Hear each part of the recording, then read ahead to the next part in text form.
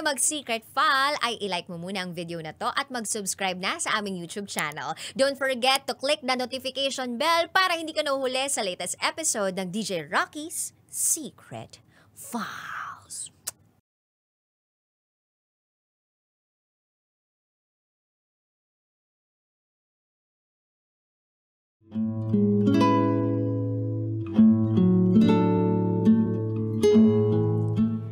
And now, it's time for DJ Rocky's Secret Files.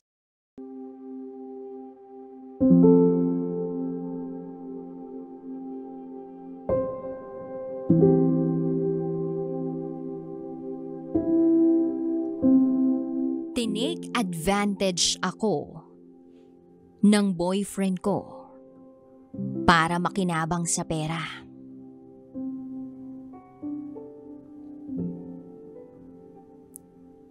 Hi DJ Rocky. Itago mo ko sa pangalang Pam. At ito ang aking secret file.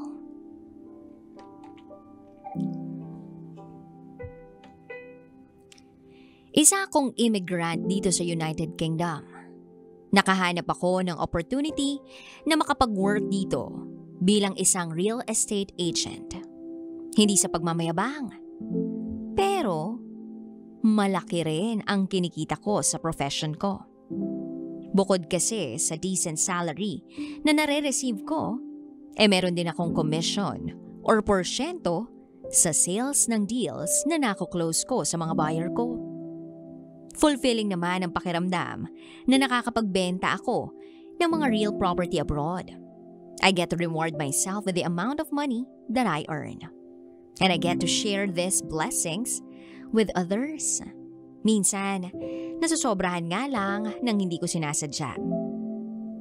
Matagal-tagal na rin nga pala akong single, DJ Rocky. Masyado kasi ako naging seryoso sa buhay. After kong makatapos ng pag-aaral, diretso agad ako sa trabaho. Alam mo, parang nakalimutan kong may chance pala akong lumandi. Oo, hindi ko yun agad naranasan. Dala na rin siguro ng sarili kong kagustuhan na umangat agad sa buhay. Matagal ko na kasing pangarap na makapagtrabaho abroad. Hindi naman sa ayoko sa Pilipinas, pero alam mo yun, I'm just being a practical dreamer. Ever since lumaki na ako sa Pilipinas. Kaya sabi ko sa sarili ko, why not tingnan ko naman ang ibang bahagi ng mundo? Para makapag-compare ako kung ano rin ang itsura at pakiramdam na nasa ibang lugar ka rin. I mean, for me, wala namang masama, hindi ba? Gusto ko lang namang subukan. And that was my calling in life. To leave my homeland and try other places para doon mamuhay at maka-experience ng ibang kultura. Pagdating ko rito sa UK, I experienced the so-called culture shock. Iba sila rito. Marami sa kanila, they prefer na kanya-kanya lang sila. Walang pakialamanan. You do you, ika nga. You are on your own. Hindi gaya sa Pilipinas na ang dami-dami mong mga kaibigan at kapitbahay na makikipagchismisan sa'yo. Magtatanong kung kumusta na love life mo, kailan ka mag-aasawa, na para bang mas excited pa sila sa future na dinodrawing mo. Tapos, pag may problema ako o kaya'y pinagdaraanan, dinadaan lang sa gala o inom. Video ka lang sa KTV bar, okay na. Wala nang problema, nakalimutan na. At ibang-iba ang klase ng pamumuhay ang naabutan ko rito. May mga source of entertainment pa rin naman, pero iba lang talaga kumpara sa Pilipinas. Sa kanila, hardcore, alam mo na, is the norm. Sorry sa pagiging, alam mo na. Pero sa observation ko, ganun. Bagong kakilala, tsuktsak. Bagong kaibigan, tsuktsak. Same gender, tsuktsak. At napansin kong parang ang lungkot-lungkot naman ng ganun. You get to know other people. At parang ang dali lang sa kanilang ibigay ang mga katawan nila. I mean, ayoko silang i-judge. Pero that's how I observe their culture. Still, nire-respeto ko kung anong meron sila at kung ano yung mga bagay na pinaniniwalaan nila. Wala akong reklamo ron. Na-shock lang talaga ako ng husto. And siguro, because of it, hindi ko agad naging priority ang mag-love life at makipagrelasyon. Lalo na sa mga lalaking British. Parang hindi ko kasi type. Parang hindi swak sa personality ko ang masculine behavior nila. Okay sana kung Pilipino for me. Kaya ayun, matagal akong walang love life. Until one day, I decided to register an account sa isang online dating app. At doon ko nakilala ang isang kapwa Pilipino na itago natin sa pangalang Michael. Si Michael ay isang fresh college graduate nung nagkakilala kami. Wala pang trabaho, kaya busy sa paghahanap ng pagkakakitaan para makatulong sa pamilya. Sa unang chat ko sa kanya, nagkakwentuhan naman kami. Mas nagkakilanlan, mas nagkapalagayan ng loob. And judging from my perspective, type ko naman siya. Hindi ko ma-deny na I like his looks, ang cute niya. Medyo chubby ng konti, pero yun nga, may dating. Guwapo naman DJ Rocky, kaya naisip ko, sige, I will try kung magkakasundo kami. Besides, wala naman siyang sabit as far as I know. At single din naman ako. Kung magka-developan, di why not, diba? So ayun na nga.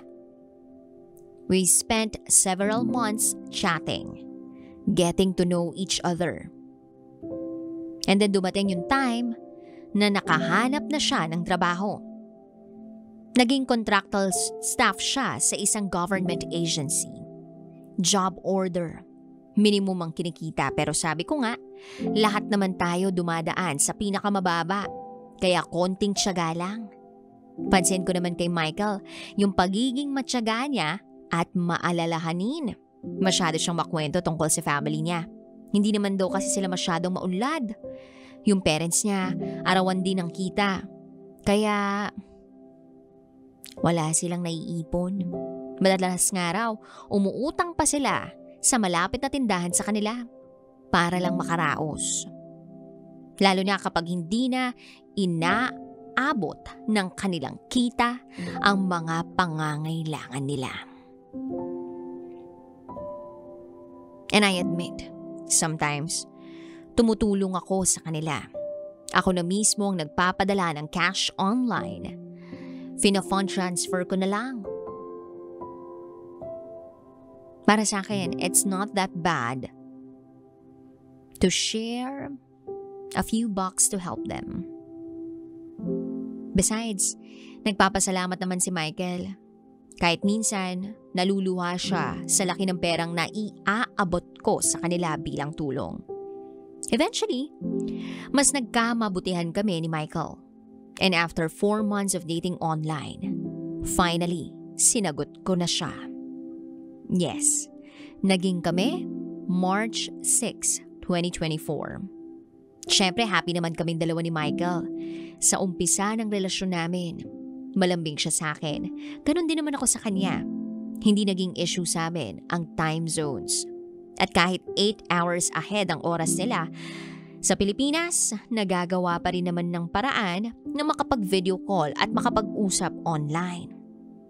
DJ Rocky, iba ako magmahal. Iba. Kapag karelasyon ko, ibibigay ko ang kaya kong ibigay. For example, sa halip na ako yung binibigyan ng bulaklak ng taong mahal ko, ako ang nagbibigay sa kanya. Oo, nagpapadala ako ng bulaklak kay Michael. Bukod yan sa cash, ha? I want his family to have a more beautiful home. Hindi yung flower na pampatay naman, ha?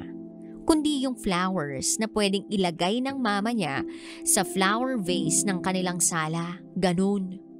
I want him and his family to feel that they are special. They are appreciated. Sa ganung paraan ko kasi gustong iparamdam ang pagmamahal ko sa kanila. Lalo na kay Michael. Sa paglipas ng panahon, DJ Rocky, wala naman ako masyadong nakitang red flags sa relasyon namin noon. Hindi ko naman noon nararamdaman na tinitake advantage ako ni Michael. But just like any love story, na may tinatago palang sikreto ang isang main character, sa kapares nito, may mga tinakpan palang mga butas sa kwento na unti-unting luminaw at nakita ng dalawang mata ko. At hindi ko agad yun nakita until napagtagpi-tagpi ko na ang lahat-lahat. Napagtagpi-tagpi ko rin eventually ang tunay na kwento. During the first 2 to 3 months ng relationship namin, na-observe kong halos every week na akong hinihingan ng tulong ni Michael financially. Oo, madalas na niya akong hingan ng pera. Ang reasons niya? Pabalik-balik lang. Pangkain daw, pambayad ng bills, at minsan pang-ospital daw ng kapatid niya na nagkasakit. Wala naman akong duda for those reasons. Kaya I give as much as I can. Pero umabot sa punto na lagi na siyang nanghihingi sa akin. Alam mo yun, kahihingi lang niya sa akin kahapon tapos bukas hihingi uli. Parang sunod-sunod.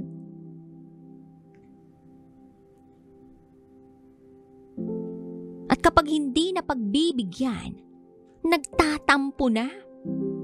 Nagagalit na. Yung tipong pinapakonsensya pa ako if hindi ako nakakapagbigay or if nagdadahilan ako kung bakit hindi ako agad nakapagpapadala. Ganun.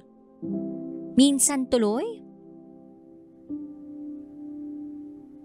nakakaramdam ako ng guilt if hindi ako nakakapagpadala. But then I reached a point of realizing na parang hindi na to tama. Parang I'm being treated like a milking cow. Ginagatasan lang ako. Dumating na kasi sa punto na mag-uusap kami ni Michael pero pera lang ang pinag-uusapan. Ang nangyayari, magkukwento siya ng nangyaring problema. Bibigyan niya ako ng detalye. And then ang ending, hihingi ng pera. Minsan, if hindi every other day, nagiging araw-araw. At hindi barya-barya ang pinapadala ko, DJ Rocky. Honestly, hindi maliliit na halaga. I transfer at least 5 digits in Philippine peso every time na may kinukwento siyang financial problem. Binubugbog daw siya ng papa niya. Gusto raw siyang palayasin kapag wala siyang naibibigay na pera kapag hinihingan siya. Worse, nakwento ni Michael na muntikan na siyang makulong dahil nag-attempt siyang magnakaw. Minsan nga napapaisip na lang ako kung totoo ba yun or bloated lang yung problema na sinasabi niya sa akin. Pero most of the time, ini-ignore ko yung doubts ko. Bakit? Kasi nga, mahal ko siya, boyfriend ko siya. Pero yung series ng panghihingi at panggigil trip na nararamdaman ko regularly, hindi na normal. Hindi na normal, DJ Rocky. Hindi na tulad ng dati ang pagsasama namin. Na kung noon ay kwentuhan lang kami ng mga ganap sa buhay namin, ngayon ang nangyayari, one-sided na lang. One-sided na lang. Siya na lang ang nagkukwento, siya na lang ang may problema, at siya na lang ang nangangailangan ng pera. At kung hindi ko matugunan ang financial need niya, magtatampo siya, magagalit siya. Minsan mapipilitan ako magpadala kahit masira man ang personal budget ko. O kaya minsan, I tell Michael honestly na walang-wala ako. Tapos susumpungin siya ng inis niya sa akin. Hanggang sa halos lagi na lang kaming may issue sa pera. We were never like this from the beginning. Hindi kami ganun nun. Pero bakit ngayon ganito na? Bakit hindi na gaya ng dati? At bakit parang hindi na tama sa pakiramdam ko? Bakit parang mali na lahat? Hanggang sa eventually dumating yung point na napagod na ako. Kasi sa tagal na rin namin, sa 8 months na naging relasyon namin, palagi na lang pera ang dahilan ng relasyon namin. At parang wala nang bago, wala nang tama. Halos araw-araw, puro pera. Until I found out na nag-loan siya para kumuha ng motor. At akala ko naman, siya yung gagamit ng motor. Hindi pala. Babae niya pala.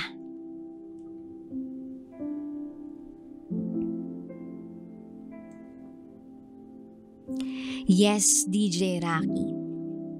Nalaman ko na meron siyang iba pang girlfriend sa Pilipinas. At ako, spare tire lang pala. Milking cow lang ako. Tagabayad ng motor ng girlfriend niya. Nakakaput ina lang. Diba? Hinihingan niya lang pala ako para may pang-date at pang-gastos sila. Kasama ang tunay niyang girlfriend sa Pilipinas. Of course, I was hurt. I was betrayed. At hanggang ngayon, masakit pa rin. Kasi umasa na ako. Umasa akong may future kami. Nag-invest ako ng emosyon, panahon, at lalong-lalo na, pera. Sa isang tao na akala ko naman, ako yung gugustuhing makasama sa buong buhay niya. Pero hindi pala. Ginamit lang ako. Instrumento lang ako. Kaya noong November,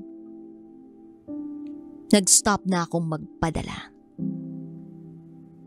At nung malaman ni Michael na alam ko na ang lahat, nag-sorry lang siya. Tapos nag-log out at nag-offline. Nirestrict ako sa Messenger.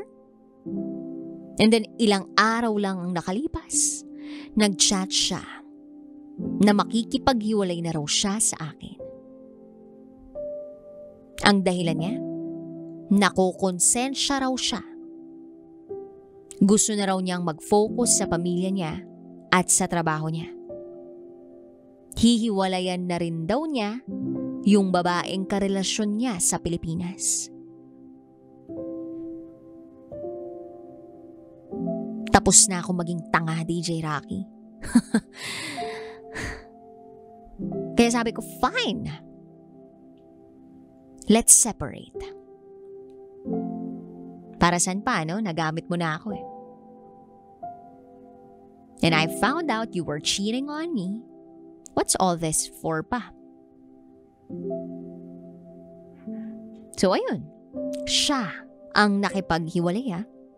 Siya. Not me. Siya. Pero my instincts told me to dig deep para malaman ko pa ang iba pang mga detalye. I had to do some more stalking sa FB account niya at nalaman ko na gumagawa talaga siya ng dummy account para kumausap ng ibang babae. Yes, he is using a dummy account to engage in extra relationships with other women na pineperahan lang din niya.